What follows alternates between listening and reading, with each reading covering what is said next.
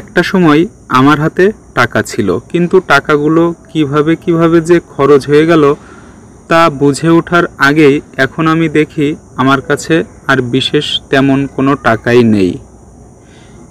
প্রায়ই আমি এই ধরনের প্রশ্নের সম্মুখীন হই যে আমার টাকাগুলো কিভাবে খরচ হলো এবং এই টাকা আমি আবার কবে পাবো, আদৌ পাবো কিনা। আজকের ভিডিওতে আমি আপনাদের 3টি বিশেষ স্টেপে দেখিয়ে দেব এই টাকা আপনার কিভাবে খরচ হলো এবং এই টাকা আপনি কিভাবে আবার ফেরত পাবেন। তাই ভিডিওটি কেটে কেটে না দেখে সম্পূর্ণ মনোযোগ সহকারে দেখে বোঝার চেষ্টা করুন। হয়তো আমার দেখানো রেখা আপনার সাথে নাও মিলতে পারে, তবে আপনার কর্মপ্রচেষ্টার মাধ্যমেই আপনার রেখা পরিবর্তনশীল। তাই এই রেখা আপনার হাতে যে কোনো সময়ই আসতে পারে। বিষয়টি জেনে রাখলে আপনার জন্য অসুবিধার থেকে সুবিধাই বেশি হবে। সবাইকে আরও একবার স্বাগত জানিয়ে শুরু করছি করছাপ বিচার চ্যানেলের নতুন আরও একটি এপিসোড। আমার বিশ্বাস আপনি ভেতর থেকে সুন্দর আছেন, সুস্থ আছেন মায়াবী এই পৃথিবীর বুকে বর্তমান পরিস্থিতিতে। তো শুরু করা যাক আজকের মূল ভিডিওর শুরুতেই আমি আপনাদের একটি বিশেষ স্থানের সাথে পরিচয় করিয়ে দিই। এই স্থানটাকে বলা হয় নিম্নমঙ্গল। অনেকে এটি রাহুর ক্ষেত্রেও বলে থাকে। রাহু একটি অত্যন্ত শক্তিশালী পাওয়ারফুল গ্রহ। এই গ্রহ অনেক সময় শনি গ্রহের মতো ফল দেয়, অর্থাৎ শনিদেবের মতোই কিছুটা এই গ্রহের প্রভাব মানব জীবনে তৈরি করে। এই গ্রহ হঠাৎ করেই একজন মানুষকে কোটিপতি বানিয়ে দিতে পারে, আবার রাজা থেকে ভিখারিও করে দিতে পারে।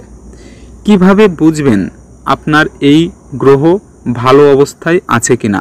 লক্ষ্য করুন আপনার হাতে এই নিম্নমঙ্গলের ক্ষেত্রটি।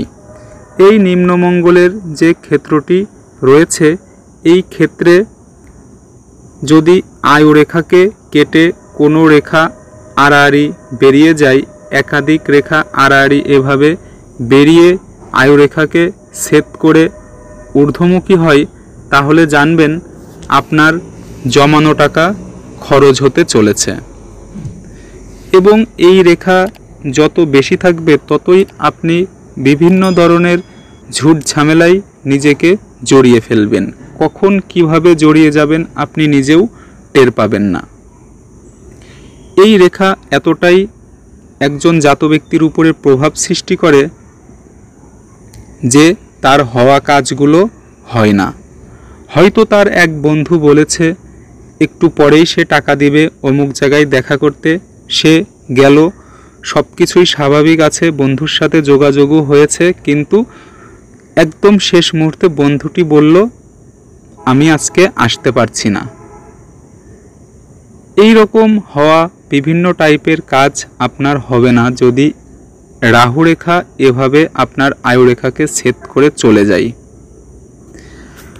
অনেক সময় দেখা যায় একটি মাত্র রাহু রেখাই আপনার আয়ুরেখাকে ছেদ করে ঊর্ধ্বমুখী চলে গেছে। এই রকম রাহু রেখা কিন্তু আপনাকে অর্থ খরচ করালেও অর্থটি অবশ্যই যৌক্তিকভাবে খরচ করাবে। অর্থাৎ দেখা যাচ্ছে আপনি একটি বাড়ি করছেন, সেই বাড়িতে অনেক টাকা খরচ হচ্ছে, সেই ক্ষেত্রে এই রকম একটি রাহুরেখা থাকতে পারে। আপনি একটি গাড়ি কিনেছেন, আপনি একটি বড় জায়গায় ইনভেস্ট করেছেন, বা আপনি বিয়ে করেছেন। মূলত রাহুক্ষেত্র থেকে যদি কোনো বড় রেখা ঊর্ধ্বমুখী হয় তাহলে বড় বড় খরচকে নির্দেশ করে, যেই খরচগুলো প্রত্যেকটি মানুষের জীবনেই প্রয়োজন পড়ে। এবার আপনাকে সেকেন্ড স্টেপে আমি দেখাবো এই সময় যখন আপনার রাহু রেখা আপনার জীবন রেখাকে কেটে চলে গেছে, এই সময় আপনার ভাগ্যরেখার কি অবস্থায় অবস্থান করছে। যদি আপনার ভাগ্যরেখাটি স্ট্রং থাকে, কোনো এরো রেখা এসে আপনার ভাগ্যরেখাকে কেটে যায়নি এমন যদি থাকে, তাহলে আপনি জানবেন আপনার অর্থ চলে গেলেও এই অর্থ আপনি আবার ব্যাক পাবেন। মূলত 40 বছর বয়সের পরে এই অর্থ আপনার কাছে আবার ফেরত আসতে শুরু করবে। সেই ক্ষেত্রে আপনাকে এই কন্ডিশনগুলো দেখতে হবে যে আপনার এই ভাগ্যরেখার উপরে কোনো জপ চিহ্ন যেন না থাকে, কোনো তিল চিহ্ন যেন না থাকে, কোনো এরো রেখা এসে যেন বারবার কেটে না দেয়, অথবা আপনার এই ভাগ্যরেখা যেন একটি মাত্রই লাইন হয়। এই রকম ভাঙা ভাঙা ভাগ্যরেখা যেন আপনার না হয়, তবেই কিন্তু আপনার খরচ হয়ে যাওয়া অর্থ আবার ফেরত আসতে পারে। এইবার থার্ড স্টেপে আমি আপনাদেরকে জানাবো কখন আপনার ভালো সময় আসবে। দেখুন, আয়ু রেখা দ্বারা একটি মানুষের কত বছর বেঁচে থাকবে সেটা নির্ণয় করা যায়। এই আয়ু রেখা যার যত বড়, যত বেশি মণিবন্ধের কাছাকাছি এসেছে অথবা শুক্র পর্বতের দিকে বাঁক নিয়েছে, তাদের আয়ু কিন্তু 70 বছর প্লাস ধরা হয়। এই ক্ষেত্রে এই মানুষটি তার জীবনে যে কোনো সময় পরিবর্তন আনতে পারে তার কর্ম প্রচেষ্টার দ্বারা, তার ভাগ্যরেখা যদি স্ট্রং থাকে তখন। তবে এই ভাগ্যরেখার পাশাপাশি যদি আপনার আয়ু রেখা থেকে এই রকম দেখানো কোনো ঊর্ধ্বমুখী একাধিক বা একটি রেখা যদি রবি পর্বত, শনি পর্বত, বৃহস্পতি পর্বত, যে কোনো পর্বতের দিকেই দৃষ্টি দিক না কেন, জানবেন আপনার হারিয়ে যাওয়া অর্থ, খরচ হয়ে যাওয়া অর্থ দ্বিগুণ মাত্রায় আপনার কাছে ফেরত আসবে।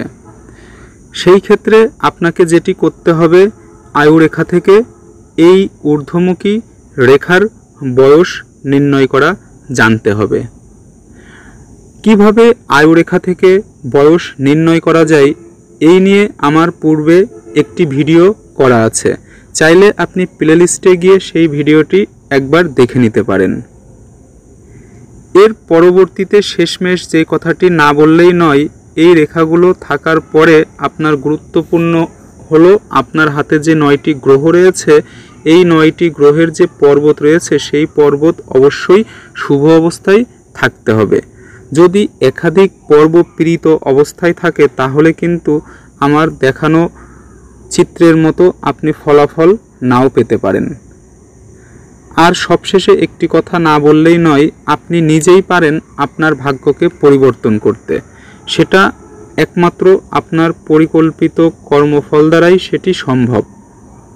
সেই কারণে নিজের কর্মের প্রতি ফোকাস করুন। আপনি অবশ্যই আপনার দুর্ভাগ্যকে সৌভাগ্যে পরিবর্তন করতে সক্ষম হবেন। এই ছিল আজকের মূল ভিডিও। ভিডিওটি মনোযোগ সহকারে দেখার জন্য ধন্যবাদ। এই চ্যানেল থেকে যে কোনো ভিডিও সবার আগে পেতে চ্যানেলটিকে সাবস্ক্রাইব করুন এবং পাশে থাকা নোটিফিকেশন বেল আইকনের ঘন্টাটি বাজিয়ে রাখুন। দেখা হবে নতুন কোনো ভিডিওতে। সেই পর্যন্ত ভালো থাকুন, সুস্থ থাকুন। ধন্যবাদ।